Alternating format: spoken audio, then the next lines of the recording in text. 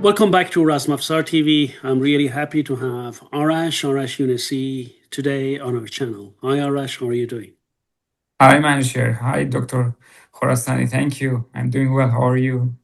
Very good. Good to see you, Arash, and Thank you. nice to have you back in Germany. Thank you. Just for information, for your information, guys, Arash was in Iran, just came back to Europe, to Germany. When did you come back exactly? Actually, I arrived home yesterday at around afternoon. I'm sorry. I arrived back home on Sunday around afternoon. Okay. And you were in Iran before the war started, before the Right. aggression against Iran started. And I need to say and to just mention, unjustified attack against Iran started. So you experienced everything firsthand on your own skin, as we say, right? True. Um, Tell us about that. First of all, how long had you been in Iran when the attack started? So before that period, how long had you been spending time there? I had traveled to Iran approximately 3 weeks before. And as I usually do, travel through the Middle East for business purposes. So one of the purpose was, or one of the countries was Iran, which I had to travel. So I traveled to Iran.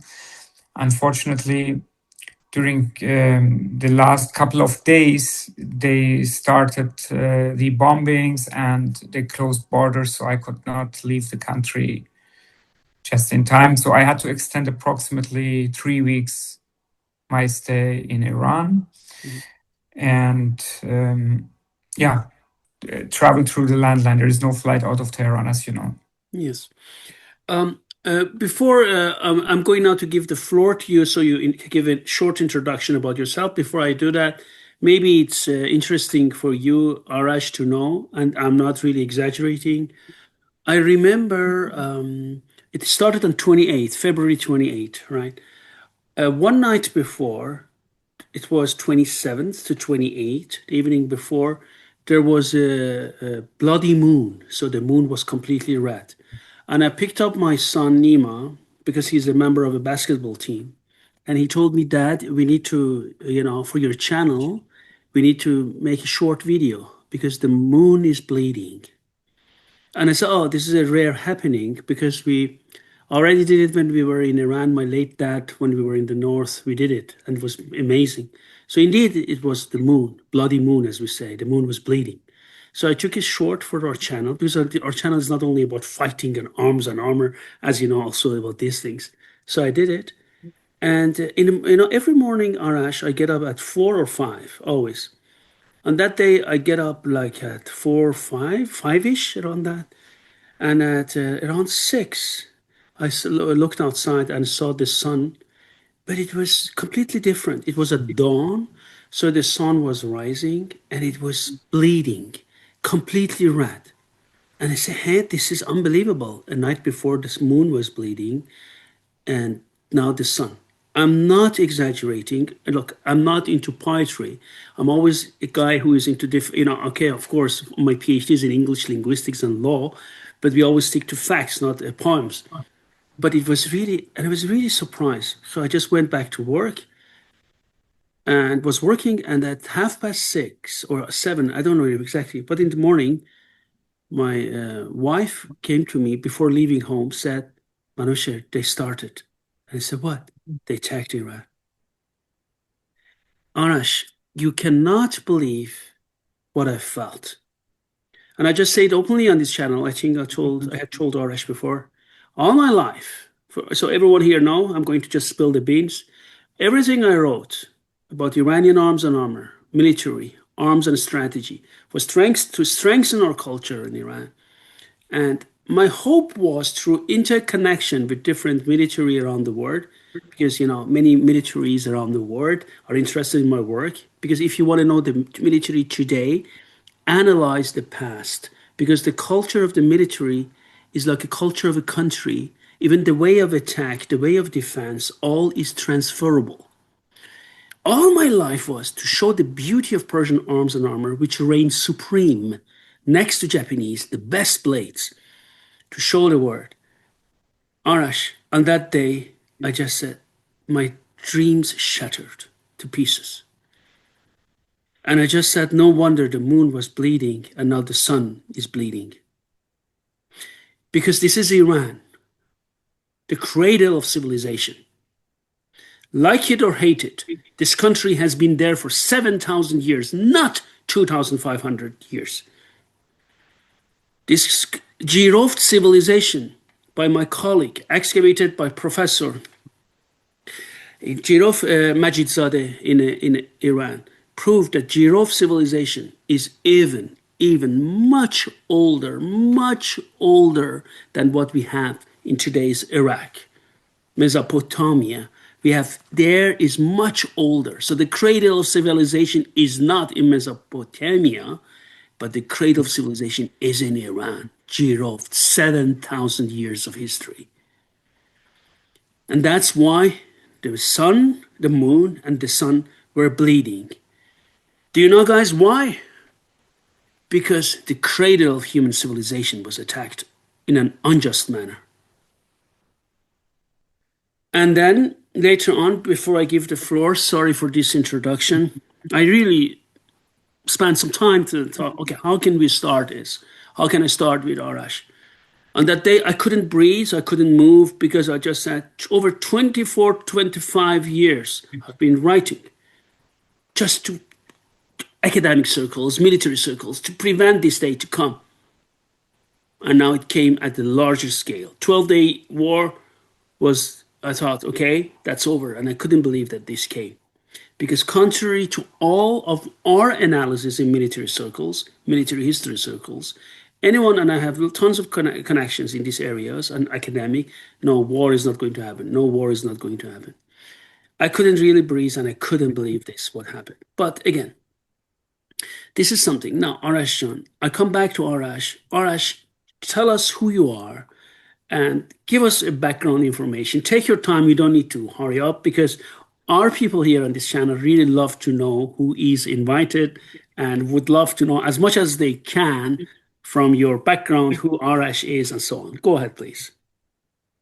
First of all, Manju, thank you so much for inviting me to this channel.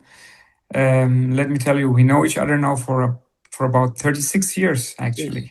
Where we have never been so close to each other as we are today. So the positive thing I'm taking out of this war is that it unifies people who are, who know each other maybe so many years. So this is a positive part. And we are very proud of what you're doing for our culture. We're very proud of what you're doing for our country. Yeah. To introduce myself, my background is medical engineering and business administration. I have studied this here in Germany back in the beginning, early 2000s.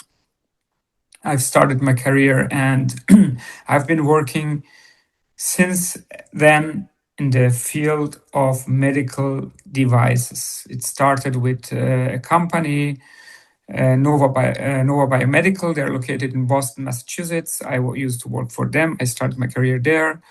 And then GlaxoSmithKline and several other companies until I started my career in hyaluronic acid or hyaluronic acid fillers and hyaluronic acid products.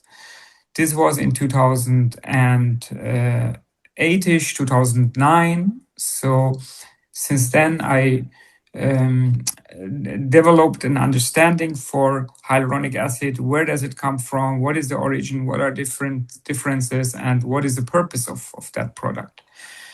And then in 2013, I set up my company in Miami, Florida, together with another friend. But we never distributed in the United States. So the company was based in the US. We were registered in the US. We had all the certifications through BSI, British Standard Institution, since 2013 until today, all the way through.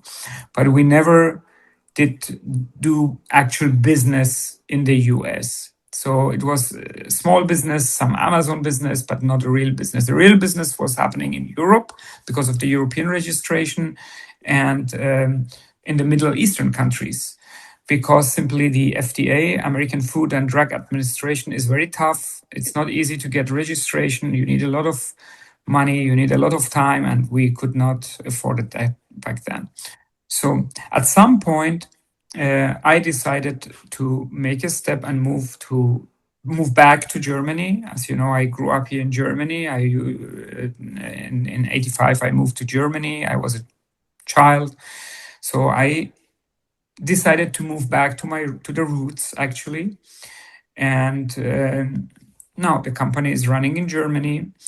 We're doing global business, and yeah, that's where we are. We are legal manufacturer of medical device class 3. This is a high risk medical device.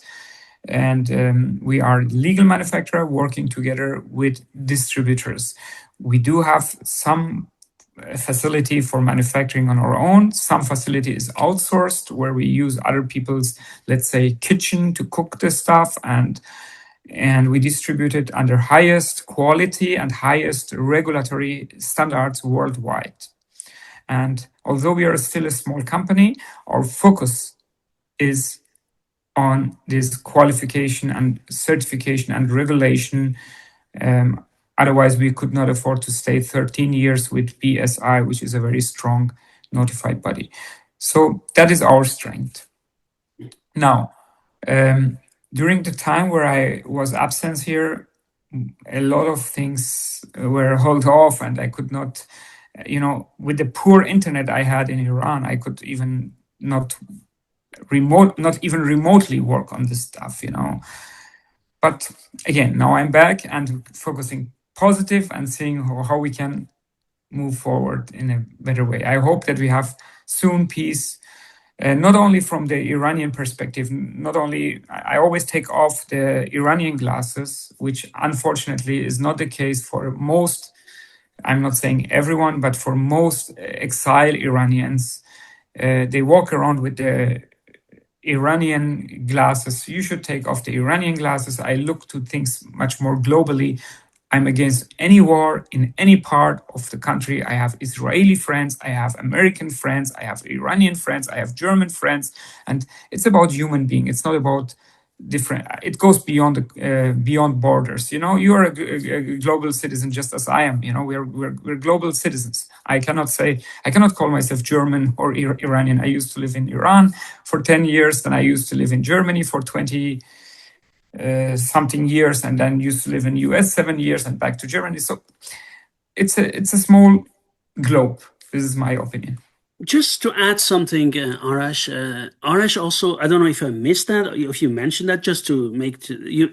Arash has a degree in medical engineering. He also has MBA, Master in Business Administration, as well. True, yeah, true. Yeah, just to mention that. So Thank you. You're welcome. He has double degree because many university professors and researchers watch this channel, so they always look, oh, what is the education? I just wanted to add that as well. Thank you. Okay. Go ahead, please. Yeah. No, that's fine. Yes, and you did both degrees in German university. Yes, true. Yes, that's correct. Yes. In the US, I never did. I did in the US. I did my pilot license in 2009 because I planned to do like commercial pilots and so on. But then I just have the private pilot license from the US, but I never studied in the US. So all the education goes back to Germany. That was more for fun purposes, because I remember you asked me about the US. No, in US I don't have any academic. Yes. I don't have any academic degree. Just one question out of curiosity, but then again, many people here know that, because many people know that I really love the US. Although physically I'm in Germany, I always work for the US and for US law firms, for US companies, also universities. Everything is US oriented, everything is in English. How could you come back from Florida back to cold Germany? This is something very interesting for me to know. Yes. That's a good question. That's a legitimate question, honestly. And I, just like you, I love the United States. I love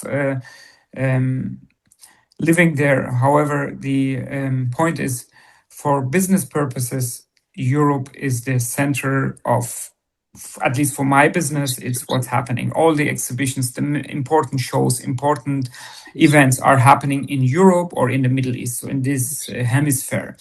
This was the first reason. The second reason was, as I mentioned before, we did not have any sales in the US. So US was just our location, but we did, offshore business. And finally, I guess it made things easier due to the fact that I grew up in Germany. So for me, it was a simple coming back home. Although I considered it much more difficult than I could have imagined even before, because I thought, you just go back home, it's easy. It was not easy. The step moving back was not easy at all. I believe it Yeah. is really true.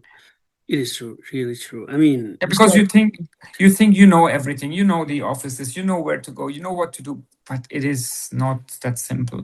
no, yes, exactly. I agree with you. So now, having talked about that, very impressive. So what I appreciate about Arash, he has two different fields of study. One is medical engineering, one is business administration, and more importantly, next to his professional experience, he also is a entrepreneur, as we say, because we always at your university, Frankfurt School of Finance and Management, International School of Management, two university I teach as a professor, and so that we always say how important it is to have entrepreneurs. Having entrepreneurs in a country, I know, unfortunately, Europe does not appreciate it as much as US does. I have to say it, it's still not. It's true, yeah, It's true. not. We all know they don't have tax breaks for entrepreneurs. They don't have many programs we have in the United States, and Europe still lack it because Europe is very, well, okay, I don't want to use this word, but you know what I want to say, right? Okay. But Arash also proved in the area of entrepreneurship, his mettle and what he can do. So this is extremely important. Why? For us, it's important, for me at least, because once you're an entrepreneur, you create jobs. You don't seek jobs, you create jobs. And these are two different things. I need to say that. And I know I'm going to make some enemies, but look, guys, I say it again openly. To seek a job, you need good qualifications and experience. To create jobs, not everyone can do that. And for that reason, every country needs entrepreneurs. So Arash is a person who, next to his intercultural backgrounds, Iranian culture, German culture, American culture, who has experience and speaks fluent German, English, Persian. He also comes from these two words, combination of these two words, and next to his two sets of education. Okay, Arash, now tell us, how was the day when the war started? Yes, I was, so I had some work until Wednesday, and Thursday, Friday is weekend in Iran. Yes. So after the work on Wednesday, I left towards province Rasht. I pretty much love this area because of the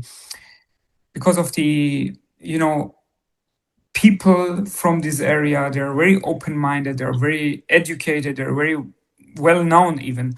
They have good kitchen, good atmosphere, good weather, everything is perfect there. So I from time to time like to travel to Gilan or Rasht, the province Gilan, the city Rasht. So on Wednesday I left Tehran to Rasht and with the hope that I will, or with the understanding that I return on Saturday, and on Saturday I go after the rest of the work, and a couple of days later I return to Germany. I believe it was a Friday morning when I woke up and one of the friends told me they hit the leader, and I was almost sleeping, I was shocked. I said, what do you mean? They hit the leader. Actually, manager, I had the same, you have some, if you hear messages like this, independent and regardless if you're supporter of a system or not supporter of the system. By the way, I have been accused so many times, and I will tell you about this, that I am a supporter and I benefit from the system, although I grew up in this country and I do not. This is BS. Anyway, but I will get back to this point. independent if you supporting a person or not supporting a person, is a shock moment in the beginning. You are in a country and you hear this message. I had this feeling exactly in 2000 and 2000 on 9/11 when I was in Bali. It was 9 a.m. 9/11 occurred on 9 a.m. in New York. 12 hours later, Bali, it was 9 p.m. We were about to prepare to go for dinner. And this is a short story. I'm sorry to, but then the people said, then we turned on the TV and saw the planes crashing into the buildings. We were shocked because at that moment, as a human being, as an individual, you are somewhere, you don't know what's going to happen with you, you know? And the same feeling I had here. I said, the leader is killed, and you say, okay, I'm now in a country, there is war, the leader is killed, what's going to happen to me next? But I was very frankly, very relaxed. The same day I returned to Tehran because although many people told me don't return, there is war, they're bombing Tehran. Well, I said, first of all, over 90 million people live in this country. And I have my faith. I strongly believe that if you're about to be killed, you will be killed anywhere. It could be on the road. It could be, So of course, I'm not running in front of a train. Of course not. But and secondly, I had things to do, so I was worried about my business and about all the families and so on which I have there. So I returned the same day, and until Sunday I left Saturday, but until Sunday I was in Tehran and followed all the happenings there. Unfortunately, I'm an eyewitness of what happened. And one of these, the first thing when I returned was this Gandhi building. It's a huge building. It's a huge building in the Gandhi street. And this building was destroyed. So I asked somebody, excuse me, can I take a video here? I asked even 2 or 3 people because I didn't want to be accused to be a spy or something like this. I asked for permission. And they said to me, yes, you can take a video. So I took a short video of that building, myself and the building. And managed, the only thing I mentioned was that this is a building where people have been killed, and the building is destroyed. And whoever stands under the Pahlavi flag is, from my perspective, not an Iranian. Because regardless, you're Iranian, you're Ukrainian, you're Israeli, you cannot advocate bombings on your people. What kind of people are you that you lift the flag who advocates other countries to bomb your people or destroy your country? So you cannot be an Iranian if you lift it. This is my personal opinion, and I have the full right to speak out my opinion. Absolutely. That's your opinion. So it is my opinion. Absolutely. You, as an Iranian, you cannot beg other countries to destroy your country. Yes. I have seen kings fight, not personally, but from movies and pictures and books, seeing kings fighting with swords. I have seen kings fighting with weapons and guns, but this is the first king I'm seeing fighting with his tongue for so many years. So I cannot follow such a person. And not only I cannot follow such a person, not only I cannot tolerate people who stand silent, I cannot go under such a flag and call myself Iranian, who begs other countries to. I don't want to get into politics. You know my point of view. I think people should talk about things which they can influence. Can I today, Arash, sitting here, influence politics? No, I cannot. They do what they want, and they do what they think is the right thing for them. We don't know what's going on behind the scene. So this part I cannot influence. So I will not talk about it. But what I can influence is to talk to my fellow exile Iranian and tell them, listen, guys, if you call yourself Iranian, by the way, they call themselves always Persian, you know that. And this is also something which I don't understand, because on your birth certificate, it says Islamic Republic of Iran. And for 25 years, I'm calling myself, if they ask me where you're from Islamic Republic of Iran. This is where I'm from. I'm not Persian. I'm sorry, we are not Persian. The culture comes from Persia, all Persia, but this is our I country. really need to say this because it is something. Thank you for mentioning that. And I just say it as someone who has done quite research, a lot of research in the area of history, okay, military history,